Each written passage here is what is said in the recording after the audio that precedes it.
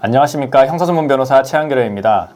오늘은 지난번에 롤이라는 사례로 통매염 영상을 찍고 너무나도 관련 질문들이 많이 들어와서 다시 한번 제대로 정리를 해드리고자 영상을 찍어보려고 합니다. 저는 롤이 이렇게 오래되고 인기 있는 게임인지 몰랐습니다. 이 게임이 10년도 넘은 게임이더라고요.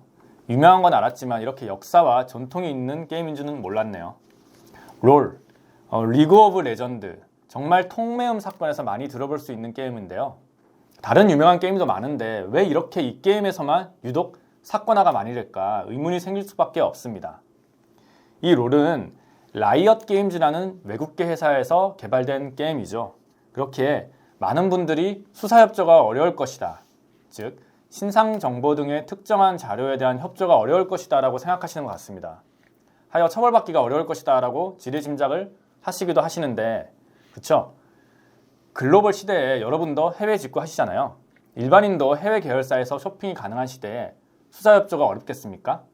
한국에 본사를 두고 있는 회사보다야 조금은 복잡할 수 있는 과정을 거치게 하겠지만 고소장이 접수가 되고 혐의가 인정이 되어 수사가 들어가면 시간이 다소 걸릴지라도 충분히 그 범죄자를 특정 지을 수 있다는 사실을 유념하셔야겠습니다.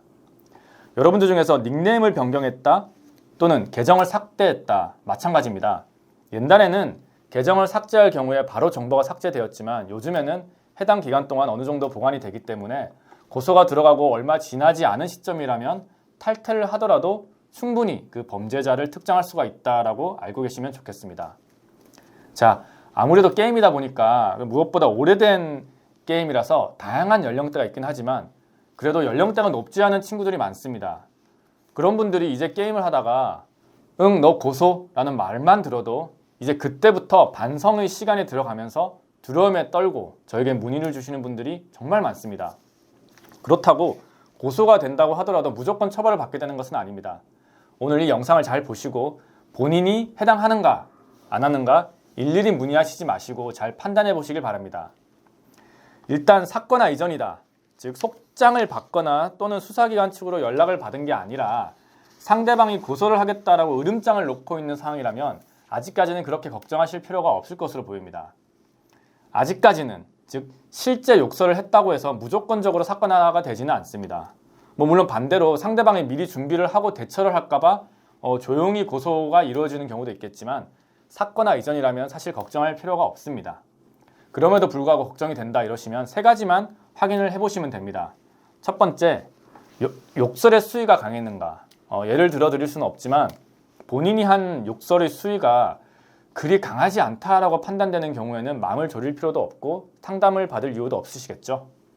둘째, 서로 성적인 욕설을 주고받은 경우입니다. 여러분들 쌍방폭행 아시죠? 어느 한쪽이 일방적으로 성적인 욕설을 한 게 아니라 쌍방으로 주고받은 내용을 고소를 통해 사건화를 시켰다면 본인도 이렇게 맞고소를 진행하시겠죠. 허나 폭행과 달리 통매음은 반의사불벌죄가 아닙니다. 고소가 되고 사건화되어서 수사가 진행이 된다면 양측 다 고소를 취하여도 처벌을 받게 됩니다. 그렇기 때문에 서로 본인의 잘못을 알고 있기 때문에 이것을 사건화하지 않을 가능성이 매우 높고, 만약 사건화가 된다면 서로가 각자 본인의 언행에 책임을 지시는 상황이 올 텐데 사실 양쪽 모두 성적 욕설을 주고받은 경우에는 사건화가 되지 않더라고요. 보통은 그렇습니다.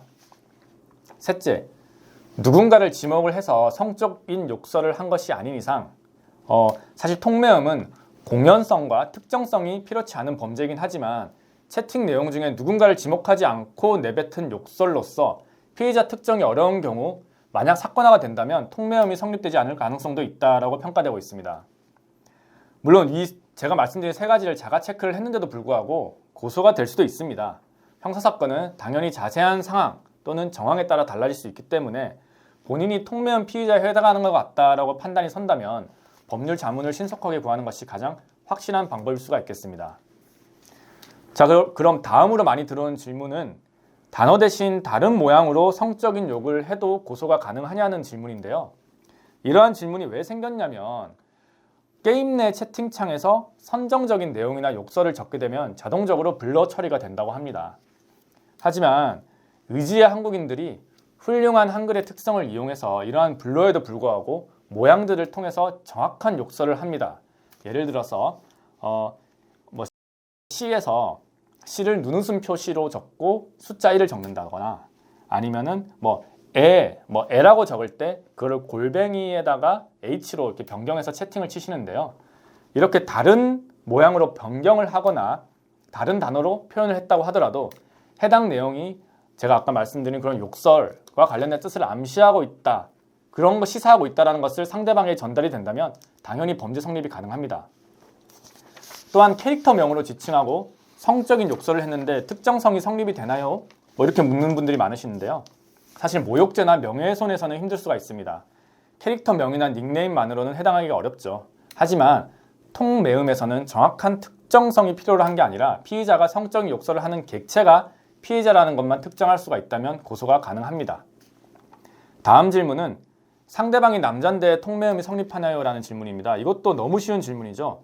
남자라고 성적 수치심을 받지 않을까요? 아니죠. 상대방의 발언으로 성적 수치심을 느꼈다?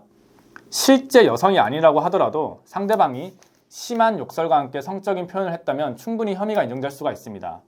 통신매체 이용 음란죄는 자기 또는 타인의 성적 욕구를 자극할 목적으로 통신매체를 이용하여 음란한 메시지를 보낼 경우 성립을 하지만 최근에는 판례가 그 목적을 넓게 해석해서 상대에 대하여 비난의 감정을 담아 행하는 경우에도 이를 인정하는 추세입니다. 따라서 남녀 상관없이 해당 표현으로 성적 수치심 내지 혐오감이 발생했다면 혐의가 성립할 수가 있겠습니다. 자, 마지막으로 정말 많은 질문이 미성년자인데도 처벌이 되나요?인데요.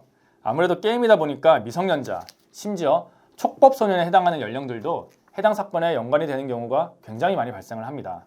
이것은 사실 형사사건이 아니라 소년사건으로 분류되어서 진행이 될 텐데요. 그렇다고 하더라도 경찰 조사는 받으셔야 하고요.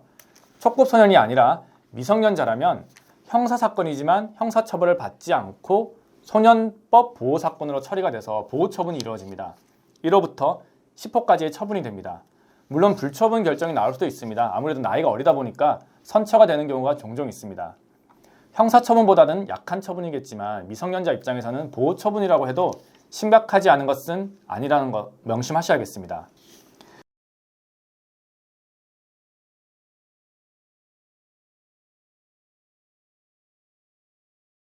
다시 한번 말씀드리지만 자세한 사항 또는 정황에 따라서 사안이 달라질 수 있기 때문에 정말 정확한 진단을 원하신다면 사항이 디테일하게 설명되어 있는 캡처본을 함께 보내주셔야지 제가 상담이 가능합니다. 오프라인 성범죄와는 다르게 온라인상의 범죄는 그 행적들이 어딘가에는 기록이 되어져 있다는 사실을 꼭 유념하셔야겠습니다. 하여 법에 저촉될 만한 일들은 애초에 저 멀리 하시길 바라며 오늘 영상은 여기서 마치겠습니다. 지금까지 형사전문 변호사 최한결이었습니다. 감사합니다.